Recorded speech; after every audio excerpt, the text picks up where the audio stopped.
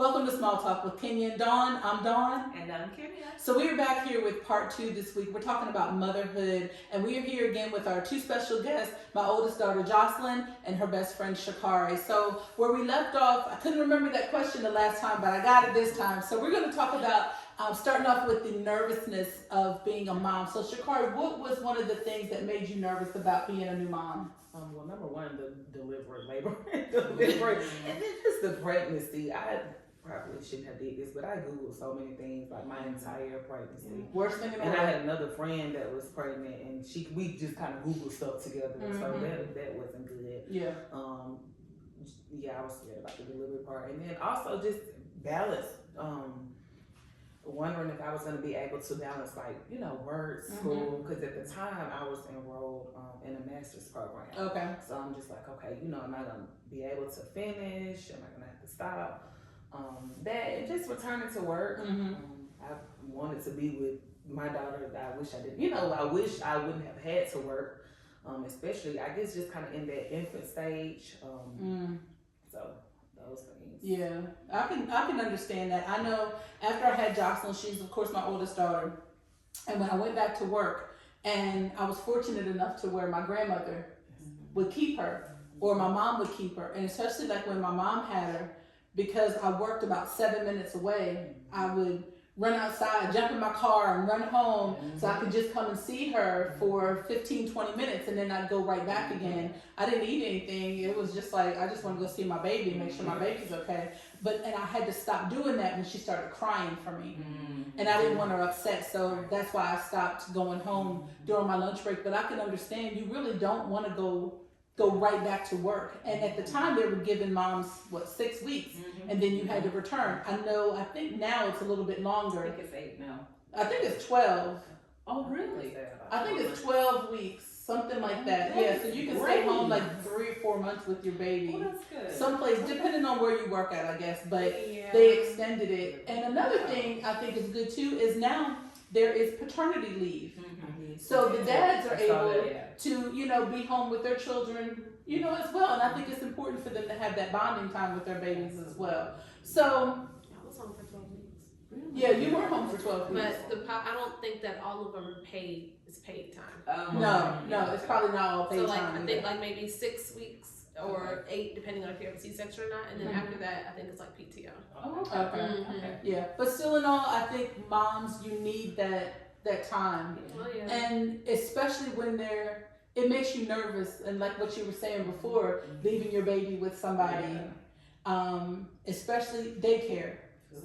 We didn't have to, but we thank God we didn't. I didn't have to do that. daycare, Right. but I still was nervous leaving them with the still, dad. yes. It didn't matter who it was.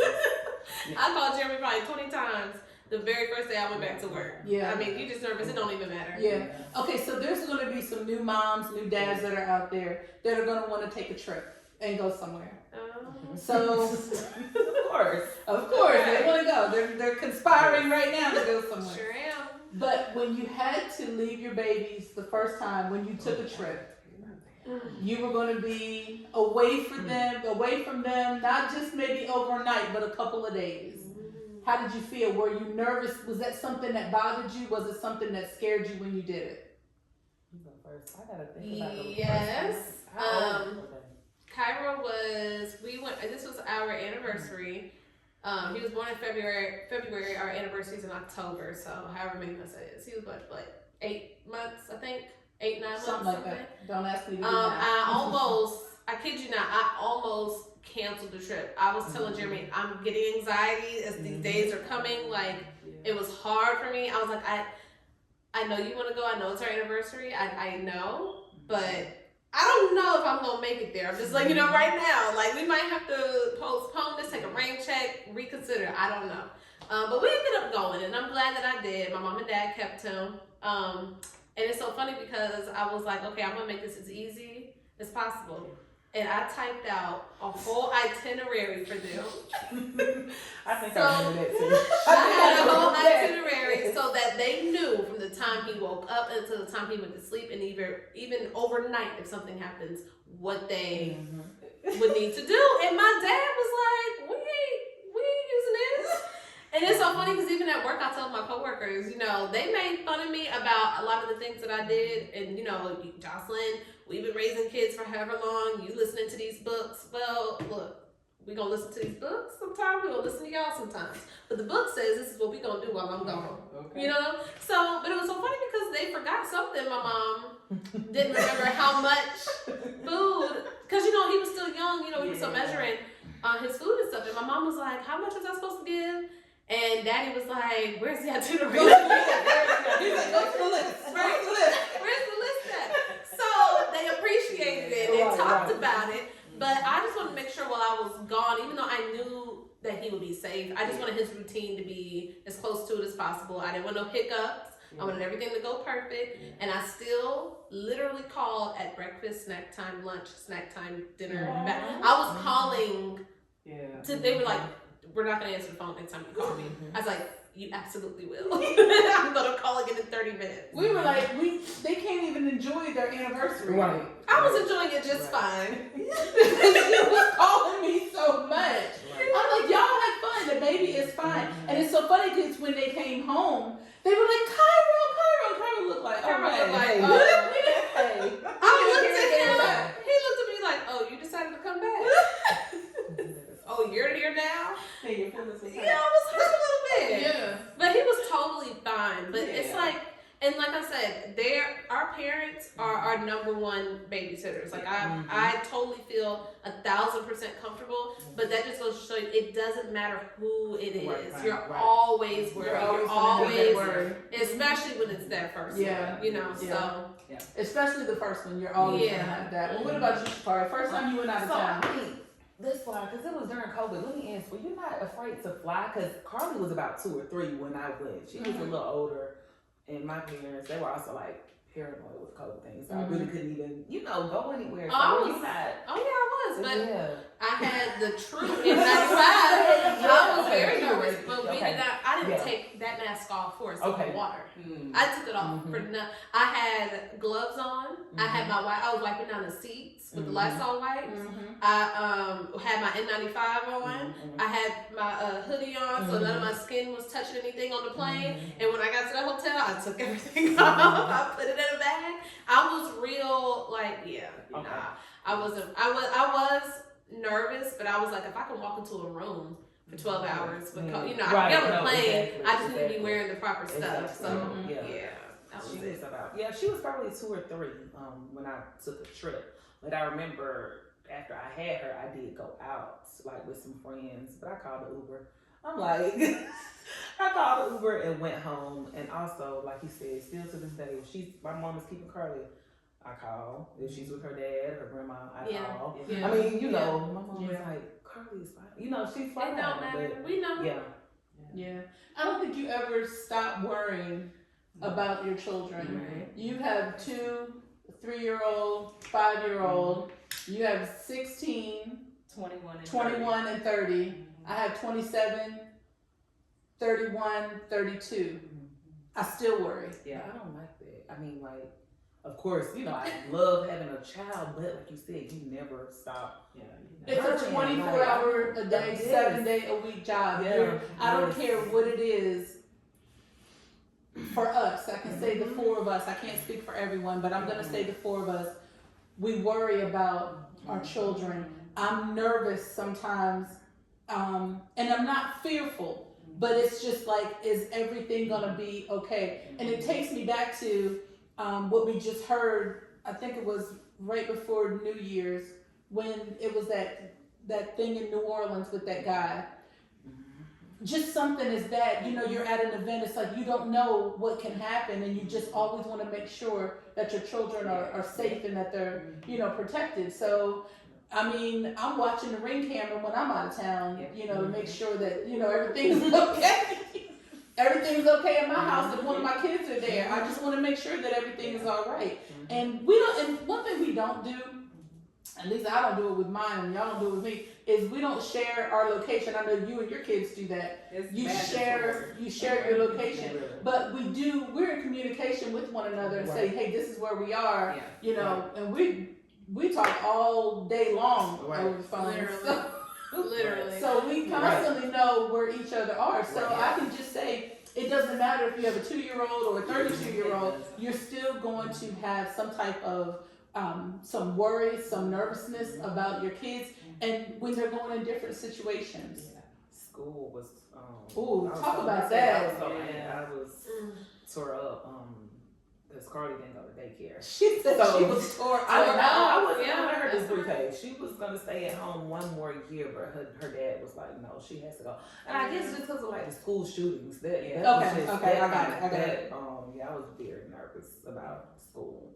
So But when she did great. I mean, her first year in pre-K, she did really good. She was ready. You weren't ready. It's always Yeah, us. I wasn't. Yeah, no, she was ready, but I was super nervous. Probably since I had her, that was like the biggest anxiety that I experienced. Just her starting school. Yeah, especially because she was home with you. Yes. Because Carly was born in 2019. Yes. And so she's pre-COVID, but she's still in that Still in COVID COVID. stage of where, you know, she was home and then a year later, she's not going anywhere. So then to have to release your child and send, ooh, I know you was devastated. I thought about homeschooling and everything. Did you cry in the I car? didn't, but I didn't cry. Really? I didn't. Okay. I didn't cry. What do you think about? What? Are You you gonna ready? cry? Are you ready? I'm already cried. I mean, because, you know, and I just think about the first day that Cairo, so, you know, well, y'all know, but other people may not know that he was diagnosed with autism. So we decided to go the ABA therapy route, and it was Monday through Friday, 8 to 4, he still goes. So he was never in daycare, you know, so it's like, this is his first day of school. So I told them people, I said, listen, you're going to have to ease me into this. I don't know if he's going to be okay. I know I'm not. So what can we do? So they was like, well, he can come for 4 hours the first week. When I tell y'all, I dropped him off and I cried in the car on the way home. I don't know how I made it home because you want to talk about tore up? I got home, I promise y'all, when I got home, I sat in this chair in my living room and I did not move. Jeremy will tell you, I did not move out of that chair until it was time for me to go and pick him up. I could not move. I was so nervous. And when I tell y'all, I probably was pushing 100 going to pick him up at 12 o'clock. I know I cut that travel time in half. And I told Jeremy, I just don't know if I could do this, but I just feel like we're forced to. He gotta have what he needs. But I was like, they won't let you come and monitor. They ain't got no cameras. My baby can't really talk right now. How am I gonna know what's going on? And they think they can keep him from 8 hours, and he's always been at home. I was like, I don't know how I'm gonna do this, but now I'd be like, come on, let's hurry up. You know, but it's been a year and a half of it now. And it's still sometimes it's hard, especially when I drop him off and he's looking out the window at me and I'm like, Cairo, you know, it's still hard, but I don't think I'm ever gonna be okay with it. And now the little one, he's about to get kicked out. It's time. I'm about to start touring daycares for him. But that daycare, you know, Cairo, that's something that he really needs to help him. Taj, he just in that terrible 2-stage where he needs to just go in and you need to have some social interaction with some other kids. So, but that's still gonna be hard. Like I was almost having an anxiety attack. I had to put my phone down the other night, looking at daycares, and I put it down. I couldn't even finish. You rolling your eyes, but I couldn't even finish it because I really got anxious. I was like, we're not having any more kids. My last baby is now, my last baby. We're moving out. I'm looking at daycares for him. Yeah. It's a choice, but I know he needs it too. But no, I'm not. I'm a cry. Well, that time goes so fast. Yeah. And when you're in it seems like it's a long time. Yeah, But it's not. It's not. It's not. I can't even believe. Like Kyra's about to be 4 next month. Yeah, I know. 4. I feel like you just got here yesterday. It's going by It's going by very fast. So quickly. But when you look at them and you're like, man, this is something that came out of me. And sometimes I wish I could put you back in there, because I just missed. Now being the pregnancy itself, I had great pregnancy except Alondra. She's not here to defend herself. She's not here. I'm not talking about it. She's But not she here. was a hard one. Alana was hard. She was. Anyway, I love her, but she was hard. Alana was very, very hard. But anyway, and then going back and Jocelyn, share as much as you want to about Cairo's journey with him being diagnosed and then him going into the therapy, and it's something that our family had never dealt with before, but and then him, not being verbal, but now with his therapy and with his, he's had speech therapy, he's talking, and you can see him, he's doing his sentences, and he is such an amazing little boy, and and I love to watch him when he counts, because my baby can count over 100, okay? Yeah. And I told her, I said, I don't care. I said, there's a lot of little 4 and 5-year-olds that can't count like him, but he can count. He counts well beyond probably at his age group what he should be doing. And he's starting to spell. He knows so much. And I don't see it as, some people may classify it as a disability. I don't classify it that way because I just watch him and he's just so amazing. And just looking at that from part of motherhood, how does it make you feel to see where, he started before his therapy and to where he is now? It makes me feel good. And it helps a lot with like the mom guilt. Cause like she said, we really weren't familiar with autism at all, like in our family. And you start to think, what did I do? Right. Did I miss a prenatal pill one day, or was my delivery? Should I have made different decisions, or like what caused it? You have a lot of mom guilt. So when I see how much he's improved, it makes me feel good as a mom. Like, okay, this is something that actually is turning around. Like you see the positive, because initially when you hear it, it's just like your whole world just falls apart. Like you're like, what? He may not speak, he may not be able to do this, like, it unlocks motherhood already is nerve-wracking and all that, but then I unlocked a whole nother aspect of it. They say special needs or disability. Now I'm thinking about in the future, but when he's grown, who's going to look after him if I'm not here? Like, will he be able to work? Is he, when I'm gone, our prayer is always, that our kids don't bury us, but who's going to look after him when I'm not here? So with this therapy, I'm kind of impatient a little bit. Not with him, but just with the therapy in general, because I'm like, I want this to start happening like now. Like I need for this stuff to happen quickly because I need to make sure he gets to where he needs to be while I'm here.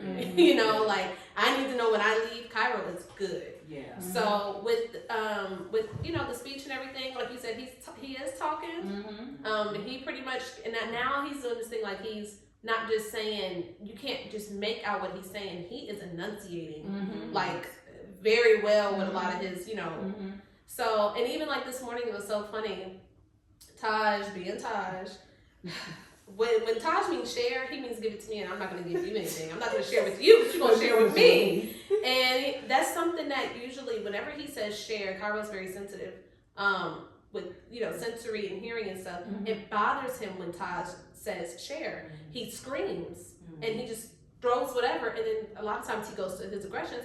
But this morning, Cairo was sitting there drinking his milk, and he said share, and Cairo said here. Aww. And I was like, wow, I know. So it's like the little things that we just be like, okay, yeah, like, to share, you better share. We have to celebrate that with him. So, the things that are happening with his therapy and his progress with it, as parents, we're celebrating a lot of things other parents are not. We're making big deals out of a lot of stuff. So I'm loving to see his growth and his progress. I love it. It makes you feel good, like it may not be something you can help, but you're doing something right because you got him where he needs to be. You're making sure, that we're doing the work, and it may take longer, but it's like, okay, I'm a good mom. Yeah. I got him what he needs. That made me think of a devotion that me and your dad were looking at the other day. We were reading, and it was one of the parts in there was about the little things. how we don't give God the glory for the little things. things. So, you know, we're always looking at these great big, you know, huge gestures but it's the little things in life that really count even more. And for some people that may not be a big deal. But even it doesn't matter how big or how small your things that your children are doing, but celebrate them no matter what they do. Yeah. No matter what is going on, take that time to just celebrate them and appreciate those things. Because I'm gonna tell you right now, when you think you got it bad, and we've heard this so many times before, somebody else got it. Trust me, 10 times worse. Yes. So, and that's why another reason why I say I don't look at the diagnosis of autism as a disability, and they say it's his, you know, they say it's his superpower, but it really is because Cairo's a genius, and you can't tell me She that is he's not. Like you can't tell her. You cannot Well, tell me my baby is not a genius. He He's is. spelling backwards. I mean, he's Literally. spelling, and he's not Right. even 4 years old yet. Yeah. I've seen kids going to pre-K and kindergarten and can't do the things that he's doing. First, second grade. Unfortunately, that is true. The shakes did it for me. Oh, yeah. Going after the shakes. When Taj looked at the clock at our house and Taj said, "Octagon." At 2. I asked her, I said, what is Jocelyn doing? You know, and I think that if he had not been diagnosed with it, I don't know that we would be as advanced, even with it, as what we are now. Because Taj is very, very smart, but he's watching. We work with him too, but the way that the things that we watch on TV and the toys now that I buy them and stuff is 90% educational stuff. So because it's kind of like what we're centered around, he's taking off too. And I'm like, well, that's good. Like I didn't have to, you know, think that's just our routine, and he's falling right in line with it. So yeah, I'm proud of them. I really am. I think that like Mommy said, the first 3 years is, you know, foundation, build the foundation. And I think that they have a pretty solid foundation, especially when it comes to like routine and educational. I think you and Jeremy need to be proud of yourselves. Exactly. Because I just, you know, like you said, hearing it turned your lives upside down. But you didn't sit in it, you didn't, you know, you didn't cry and you jumped into it. Well, okay, yeah. You had that time to do that. You had that initial cry. But that's not all we did. You did something about it. Right. And you didn't wait. We didn't wait. Yes. Right. Absolutely. You had your time to process it. Right. But then you jumped into, okay, well, what are we gonna do about it? And now you're reaping the benefits of that sacrifice that you made then. Because like you said, most parents are not, you know, it's sad. There's not a lot of parents that are investing in their kids. There's a lot of young parents. And they're not the only ones. But children are literally our future. And, you know, we were talking earlier about characteristics we see. We got to understand, you know, this little, I say a being, started in us, grew enough to bring this person into the world. They come into the world. And we're all adults now, but you think in a few years, you guys are gonna have adults as well. So those foundational years and those early years. I want back to being the child. I want to go back to being the child. I know. And even I went to a birthday dinner the other day. He's ABA. You know, I told you about my friend that works at the ABA place, but everyone that was there like works at ABA.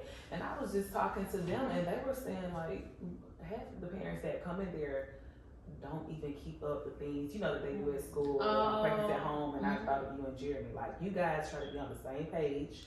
You know, the things that Cairo does at school, you guys are doing it at home. So you guys are doing great. We do the best we can. We miss the mark sometimes. It's not, you know, perfect because we're not in the same environment. We're not at the building, you know, at the school. We're here.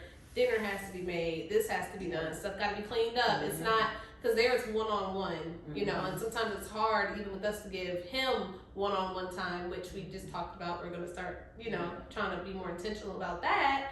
But yeah, you miss, I mean, like you guys say, you know, you made mistakes or you missed the mark on a lot of things. It's still a learning process. But we do try to mirror as much of what we can, you know, can there here, because it's not going to be effective if he's only doing it, Right. you know, right. Mm-hmm. So across, and I mean, and I think that's with just parenthood in general, like the same principles you teach here, the same principles that you go out and, you know, you still uphold and teach your kids. You don't just act right when we're here. Right. You do it in all spaces. So, Mhm.